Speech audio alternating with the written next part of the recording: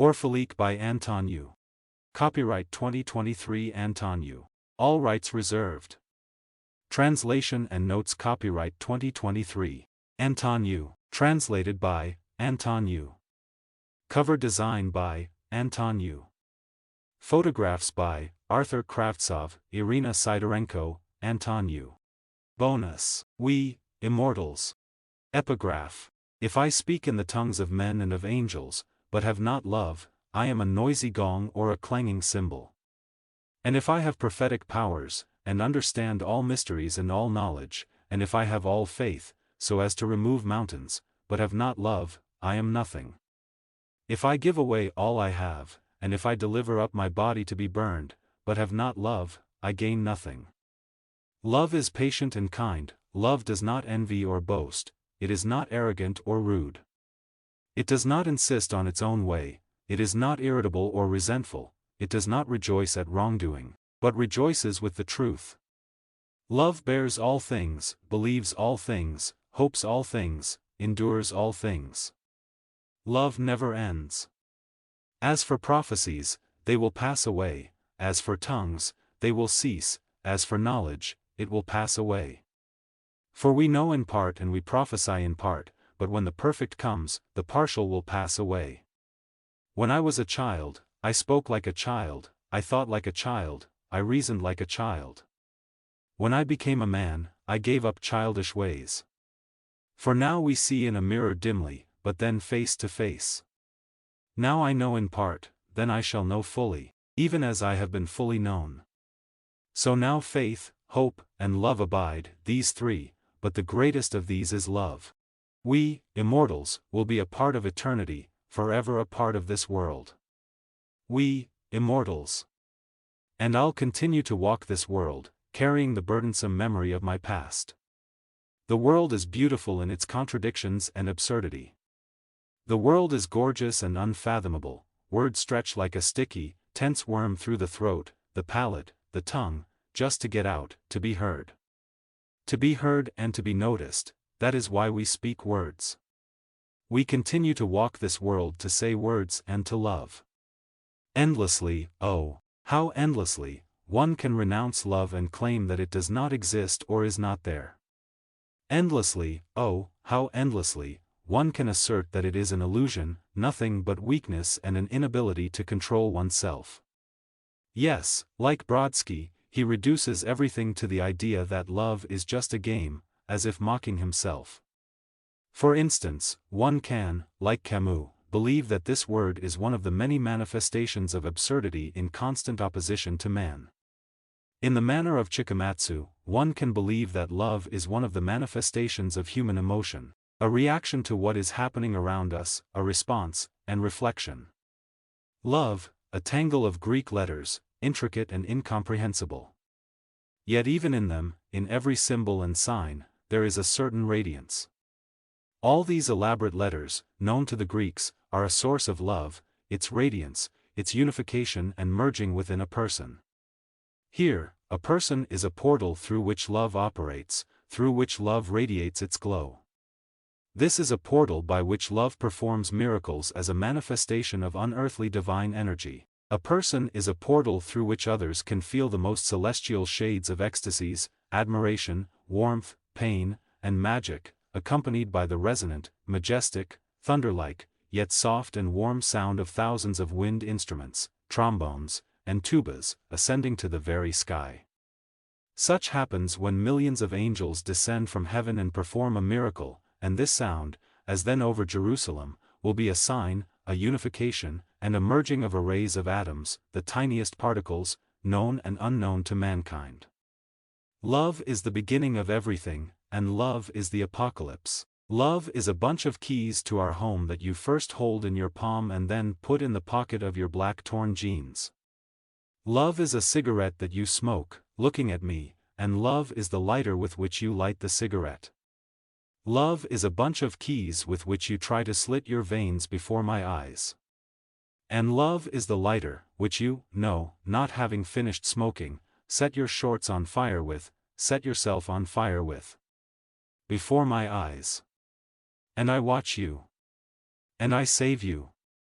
And love is a window in a cozy kitchen, with so many magical dawns and wondrous sunsets. Love is a window that you almost jump out of, and I manage to hold you back. Love is a touch. Stronger. Even stronger. It becomes painful. Pain. Pain is a liquid. Love is a liquid. Pain and love are two liquids, blood, sweat, and sperm. Sperm is love. Blood is love. Love is sperm. Sperm, sometimes children. Human children, love. Love, keys, lighter, window. Sperm. The taste of milk mixed with the faint aroma of sea surf salt. Do you think it was pleasant for me to look at you lying in a coffin? You, lying in a coffin with amputated legs? That hour that lasted an eternity, when your coffin stood open, and when anyone who wished could come up to you to say goodbye, and when each of them spoke words to you. It was also hard for me. It was painful and sorrowful. I remember how I helped you exist. I carried you in my arms, by God, like a bride whom I brought to my city to introduce her. I washed you, I did everything for you, and I was thrilled that you were finally beside me. The sky outside the window changed its shapes and outlines, and I wanted to cry or laugh. I never left you, even though I knew it was all meaningless. I was always there, like the most loyal dog that would whine at the slightest separation from its master. And yes, I, too, missed your feet and knees. But that was our love, a love that is different from other situations and stories, a love that is sad and painful, like smallpox at the age of 30. I was there and never let you down and never betrayed you. You and the dreams involving you still flow within me. Sometimes I, supposedly, hope that my words and commas and all that will save me from thoughts of you and, accordingly, save me from dreams in which you appear to me, with legs. Amputation as a way to possess you was to my liking. I breathe. You do not. I remember you. Your taste. Your movements within me. Orphalique. Do you think it was easy for me to see you lying in a coffin? You, with your legs amputated, lying lifeless? That hour, which felt like an eternity, when your coffin was open, anyone who wished could approach you to say their goodbyes, each whispering words to you. It was hard for me, too. It was painful and sorrowful. I remember how I aided your existence. I carried you in my arms, I swear, like a bride. I brought you to my city to introduce her. I cleaned you, I did everything for you, and I was ecstatic that you were finally beside me. The sky outside the window changed its shapes and outlines, and I was torn between the urge to cry, laugh, or feel something else entirely. I never abandoned you, even though I knew it was all in vain. I was always there like the most loyal dog whipping at the slightest separation from its master. And yes, I, too, missed the touch of your feet and knees. But that was our love, a love distinct from other situations and stories, a love as sad and painful as smallpox at the age of 30. I was always there, and I never failed or betrayed you. You and the dreams featuring you still flow within me. Sometimes I, supposedly, hope that my words, commas, and all that will save me from thoughts of you and, accordingly, save me from the dreams in which you appear, with legs. Amputation as a way to possess you appealed to me. I breathe. You do not. I remember you. Your taste. Your movements within me. Orphalique. You and the dreams with your participation are delightful. They are memory, and they are prophecy. They are love. They are dreams. They are love. The love that we had, strange and incomprehensible, painful and agonizing, one continuous wound. Some wounds never heal, and even stitching them up doesn't help. I'm faking it here. No surgeon could sew, patch up, mend all the wounds a person accumulates throughout their life. If the soul and consciousness were a shell, like skin, a person would look like a canvas, slashed haphazardly by a clumsy child's hands, with scars and rotting wounds visible on every square centimeter of such a shell. Yes, there are many wounds, and all together, and each individually, hurt. Every moment is like an extended pain shock, where impulses from every wound, every scrape, and every scar pulsate. It's one immense pain for which one should thank the director of their life and actors, clumsy and talentless like broken old dolls carelessly thrown into the attic of an old house. Damn it, it's better to be a mannequin, a cold and insensitive stone. Better to be a corpse in the palms of a cold morgue or a stuffy crematorium, better to be dust, ash, cigarette ash or a soulless broken window in the wall of an abandoned building that is about to be demolished. Better, damn it, to aimlessly float as a sharp and cold piece of ice, broken off from an iceberg, with the current, without purpose and direction, and with the direction of the wind, to one day melt from the scorching sun at its alienation and become one with the ocean. Such unnecessary rejection. Impenetrable darkness, the most robust shell that barely touches the collarbones and shoulders, covers and absorbs, just to be meaningless and conscious. And without realization. Wounds that never heal are etched into the skin all over the body, into every cell, as if some idiotic child is flicking a switch, constantly turning the pain impulse on and off, unnecessary, unconscious, constant, and around is a room with walls made of asbestos and lined with sheets of cold steel. In the very center of the ceiling hangs a light bulb, and its tungsten filament dims and brightens like a pulse before the moment when the heartbeat curve will turn into an absolutely straight line, cutting life in half into before and after, beginning and end, like a skilled and highly professional butcher slicing open a carcass, another animal fattened for slaughter, fattened for death.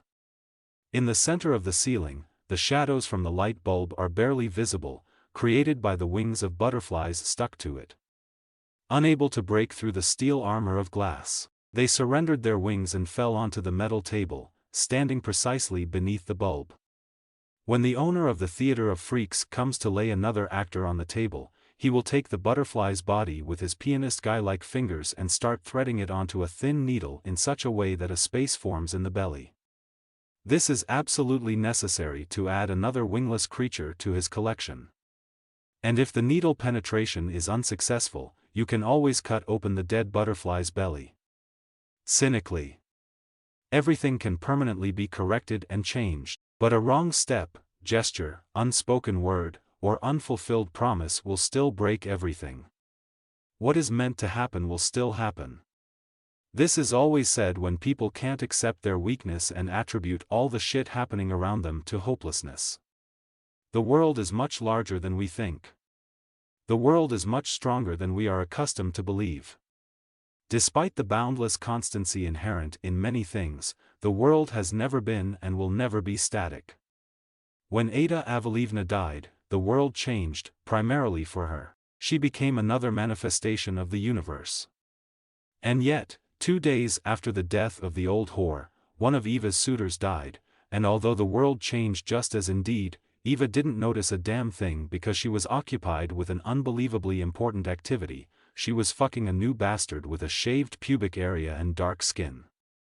The world changes, but it's not always noticeable, and it's not because the world is hiding something, but because people are too blind, as if someone periodically sews their eyelids shut, only to rip these threads open and again, damn it, apply a new stitch. And I insist that we, the Immortals, become an old new part of this world when we leave. Essentially, I don't even try to consider how worthless this belief is, as is everything that I created, as is everything absurd that we created. But you know, perhaps you're interested, Ada Avalievna, that manifestation of love that many fear, assuming that such coprophilia and fetishism is nothing but a disease, the psychiatric nature of which requires urgent hospitalization. The love that she preserved and nurtured all the years of her life is infinite. Moreover, if such fanatical love of Ada Avalievna is a diagnosis and a reason for hospitalization, then any other love is no less a mental deviation, which, like a rotting limb, needs to be amputated. So it was with you and me, your legs were amputated, and for me, the feeling and ability to love. Shall we compare? Wounds that never heal mean that new actors' exhibits with their stories and events, with their ever-new injuries, will continue to appear in the theater of freaks, and the theater owner will bring each of them into his room, where the walls are made of asbestos, and will lay each in turn on the cold, surgical table. He'll take his rusted non-medical instruments to give all these wounds and mutilations a more expressive look to attract even the most experienced and biased viewer. He will cut and mutilate, open and sew, cut off and attach, implant and plug. Cynically and meaninglessly. My love happened one tender, foggy morning. The fog outside my window, like milky jelly, barely touching the glass and curtains, seeped into the apartment. Like in a fairy tale, the fog, as if over milky rivers, enveloped distant houses and trees. The soft satin of a barely perceptible white cloud, simultaneously viscous and tender, lulled. It was Wednesday morning. 6:33, inside me, the realization awoke that every square centimeter of space outside the window radiated a glow, despite the fog. At first, I thought it was a lighthouse, somewhere far away, but later the realization grew, and it turned out to be more. The glow, piercing through the milky haze of fog, strove closer. Framed by the thunder of celestial trumpets, it seemed something unreal, all-encompassing, majestic, pronounced, incomprehensible, and invisible. It seemed that the milky aftertaste of fog touched all taste receptors. Aglow with the taste of milk and the smell of sea salt. The lighthouse appeared again somewhere in the distance, accompanying the glow. The brass trumpets, under the accompaniment of which the glow invaded me, made the heartbeat with all its might, barely pushing against the barrier of the ribcage. I was not afraid, I was trembling. The music of milky taste in my mouth, there, under the tongue, rapidly filled the whole body with warmth, tenderness, and light. This happens when you realize that you are home, still a boy, small and naive, with mom's robe in the hallway, mom's hands, shorts, bare feet, and rainworms on the steaming asphalt after the rain. The glow approached, and it seemed, just a few centimeters away, it gained momentum. Incredible speed, a run-up, furious and majestic, and the glow entered my solar plexus. Surprised, I spread my arms, and a rune appeared at the solar plexus and disappeared in a few seconds. The glow entered me gently and firmly, causing my calves and soles to tremble. Such a tremor occurs when you first enter a loved one, and in an instant, you realize that you just woke up in them, and the blood has long since drained away into the earth, and grapes have grown on the spot. Their finest and thin shoots, vulnerable sprouts, the most fragile and the most purposeful, as if through the granite of the soil, strive to grow in me. This is the seed into which the glow has turned inside me. Catching me off guard, this glow led me to the idea that we are immortal and that we, the immortals, will be part of eternity, part of this world forever. From the first moments, as I felt the taste of milk and the aftertaste of sea breeze, light and imbued with salt, I immediately realized it was you. You, the most celestial, tender and thin, vulnerable and sensitive, merciless and aggressive. You, my life and my death. Since you are gone, I have understood a lot, and the reproaches of conscience and malice have often tormented me. Now I understand that I feel relieved. You and your love have taken on a new form. The manifestation of your essence in a glow is again in me. You, without legs and a beating heart, lie at the same depth of 2.5 meters in your wooden house, but I am no longer saddened by the realization of this fact. I am glad we both realized I killed you out of love. Only because of it, you are gone. Yes, it is true. And now your glow as a new manifestation in me, your immortality in me. And if I speak in the tongues of men and of angels, but have not love, I am a noisy gong or a clanging cymbal, but from now on, I sound with all your magical glow and hear the endless and most beautiful melodies of trumpets and trombones. And everything I will now say will be a manifestation of you, dead in the earth and alive in me. And only now I'm sure that I love, and can say for sure that I have always loved, untimely, because if I have prophetic powers, and understand all mysteries and all knowledge, and if I have all faith, so as to remove mountains, but have not love, I am nothing. You and your glow, my prophecy for all times. It was a Wednesday, and as it slowly turned into evening, my reason detached from me for a moment. An image surfaced in my mind where you are smiling at me and holding my hand. Majestic brass trumpets roared in my head again, and winter began outside the window, snowy and frosty. And we, as I dreamed, found ourselves in a warm house erected by someone on the outskirts of a forest unknown to us. We didn't leave the house for days, surrounded by many pines, and I would burst apart from your new incarnation in me. I thought that if I give away all my possessions and give my body to be burned, but have not love, I gain nothing, but now I already knew that there is love, and it is you, and it is me, and it is the invisible connection between you and me. We sit by the fireplace, and the crackle of wood and warm light fill us, and we always want to wake up in each other. I don't remember how Wednesday and night passed, and it's hardly worth bothering myself to recall. On Thursday morning, awakened by the cool fog and the smell of dampness, I woke up lying next to your grave. I was embracing your tombstone cross in a fetal position, and the soft milky taste, enriched with sea salt, still oozed in my mouth. Despite the bad weather, the trees around were smiling. Since your glow germinated in me, I realized there's no room for pain and hatred in me because love is patient and kind, love does not envy or boast, it is not arrogant or rude. It does not insist on its own way, it is not irritable or resentful, it does not rejoice at wrongdoing, but rejoices with the truth. Love bears all things, believes all things, hopes all things, endures all things. Love never ends. As for prophecies, they will pass away, as for tongues, they will cease, as for knowledge, it will pass away. For we know in part and we prophesy in part, but when the perfect comes, the partial will pass away. And I woke up with a smile for the first time in many months because I felt our dialogue with you through my skin. You were promised and entrusted to me, and you were predicted to me, for we know in part and we prophesy in part. 10 But when the perfect comes, the partial will pass away.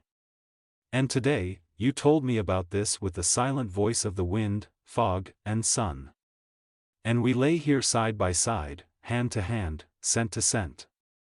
In us, the currents of all rivers merged into one and formed a sea in the middle of a sun-scorched desert. We both, together, are parts of this miracle, unimaginable, incomprehensible, and magical. The child that existed in you has grown up. The child that has always lived in me has grown up but not older, and when I was a child, I spoke like a child, I thought like a child, I reasoned like a child. When I became a man, I gave up childish ways. All boundaries between us were erased because the glow knows no barriers, and, yes. For now we see in a mirror dimly, but then face to face. Now I know in part, then I shall know fully, even as I have been fully known by you. Now you and I, we, stand at the origins of everything and find ourselves in every demise. Now we are the union of the living and the dead, the moving and the static. Behind us, at our backs, billions of luminous and intense angels hover, crowning us. Behind us, at our backs, the beginning of all times, the sources of all rivers, and behind us are ruins, dust, hundreds of decaying bodies and carcasses.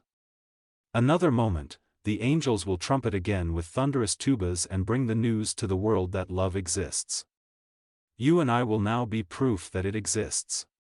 And yes, everything in this world is meaningless, only love, and we, immortals, in it, have meaning and are the seed.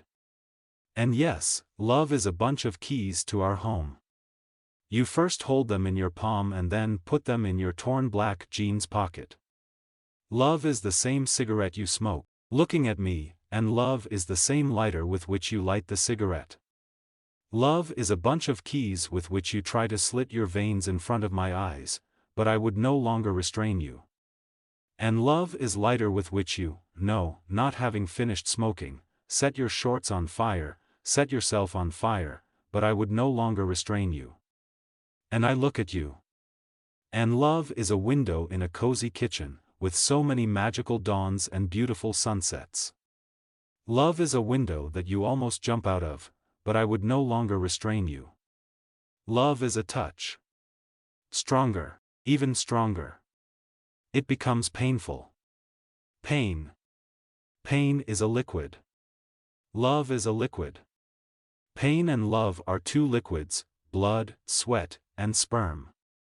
Sperm is love. Blood is love. Love is keys, a lighter, a window. Sperm.